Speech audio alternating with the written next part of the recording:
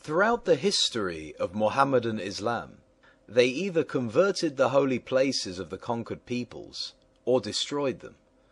They also deliberately desecrated cemeteries and shrines of others. Why, if Mohammedan Islam is peaceful and understanding, did they do so? Our series has made it crystal clear that Mohammedan Islam is not what its followers falsely claim it to be. We have demonstrated in chapter after chapter, using only their own books and scripture as references, that Mohammedan Islam is first and foremost not a religion but a cult belief system. The cult of Muhammad, since all his followers have to emulate his sunnah, that is, his actions, thoughts, instructions and deeds.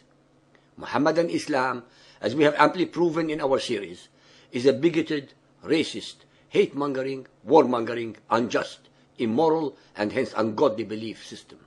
Mohammedans are regularly able to deceive ignorant and unread people by telling them that the Quran forbids aggression, that the Muslims are only defending themselves. Really? Can they show us how, where and when the Hindus attacked them? Or the Spaniards, Italians, French, Armenians, Egyptians, North Africans, Chinese, Buddhists, etc., etc., did the same? As his clones, his followers must ape and emulate Muhammad's claims that the Quraysh, the Christians, or the Judaized Arabs were also aggressing or intending to attack him. Ladies and gentlemen, please be aware of the following very simple facts that invariably escape the attention of most people but are actually pregnant with meaning and logic.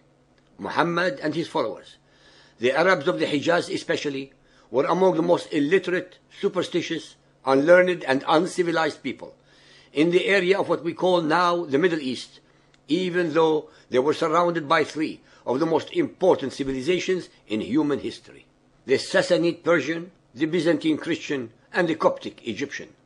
Hence, the hordes of Arabian Mohammedans who conquered these civilizations needed to have mosques to pray in.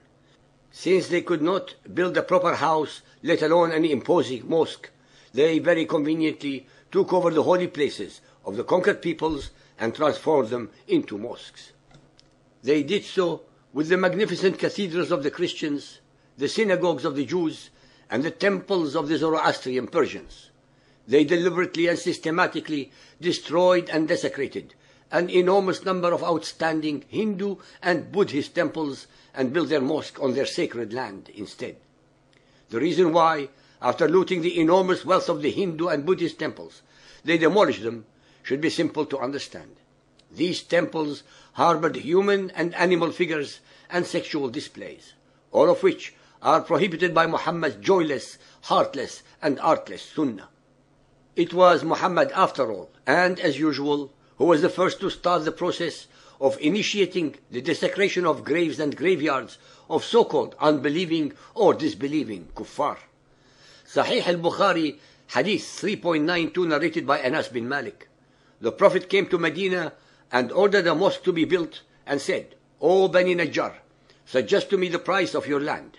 They said, "We do not want its price except from Allah." That is, they wished for a reward from Allah for giving up their land freely. So the Prophet ordered the graves of the pagans to be dug out, and the land to be leveled, and the date palm trees to be cut down. The cut date palms were fixed in the direction of the Qibla of the mosque. So-called believers and unbelievers, I would like to point out to you that in reality, the graves of these pagans actually belong to the deceased fathers and forefathers of the now Islamized Bani Najjar. Nothing whatsoever sacred that does not belong to the Mohammedans cannot and will not be violated and or desecrated by tolerant and peace-loving Mohammedan Muslims, even if it were their own heritage.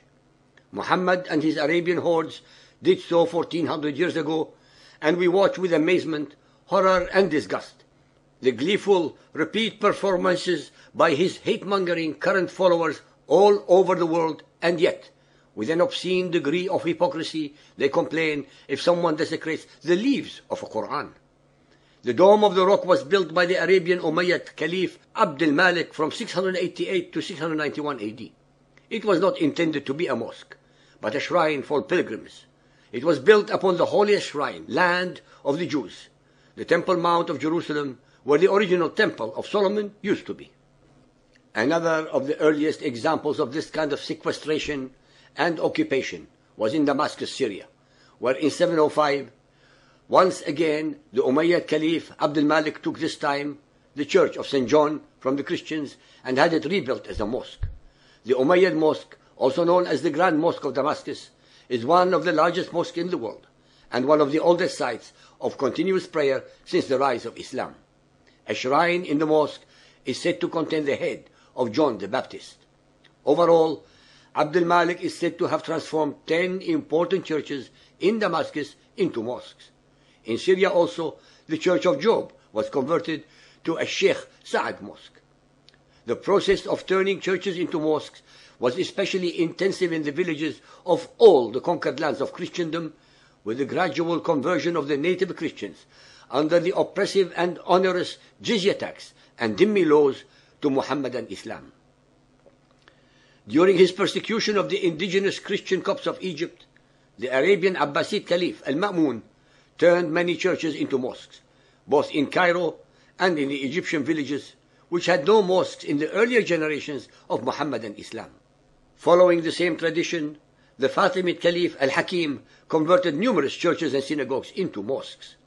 In Spain, many earlier Visigothic churches that had been built on the location of Roman temples were converted into mosques. The chief mosque in Palermo was previously a church. After the Crusades, several churches were again turned into mosques in the Holy Land. The Ottoman Turks converted into mosques nearly all churches, monasteries and chapels in Constantinople, including the famous St. Sophia Cathedral immediately after the capturing of the city in 1453. To make the buildings fit as mosques, the Turks destroyed the icons, plundering their precious plating in the process, and defaced the frescoes. The Ottoman Sultan, Muhammad II, was the first to perform a Muslim prayer in what had previously been the St. Sophia Cathedral. Hagia Sophia was built between 324 to 337 AD. After serving two different religions, 916 years as a church and 477 years as a mosque, in Istanbul, Turkey, it was converted into a museum on Kemal Atatürk's orders. He believed that it should be considered a world heritage and done with its service as a worshipping temple so that people could come and see it. In many instances, mosques were established on the holy places of Jewish or Christian sanctuaries associated with biblical personalities who are also recognized by Muhammad's Quran. This practice was particularly common in the Holy Land. The Caliph Omar laid the foundation of Al-Aqsa Mosque on the Temple Mount, the most sacred site in Judaism.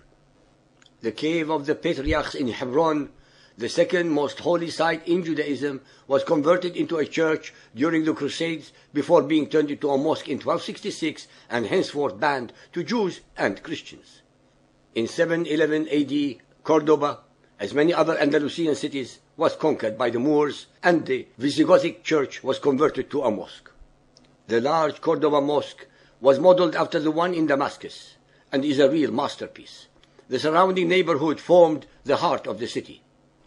In Istanbul, Turkey, the most astounding Byzantine church, the Hagia Sophia, constructed by the Emperor Justinian in Constantinople, was turned into the Hagia Sophia Mosque from 1453 to 1935.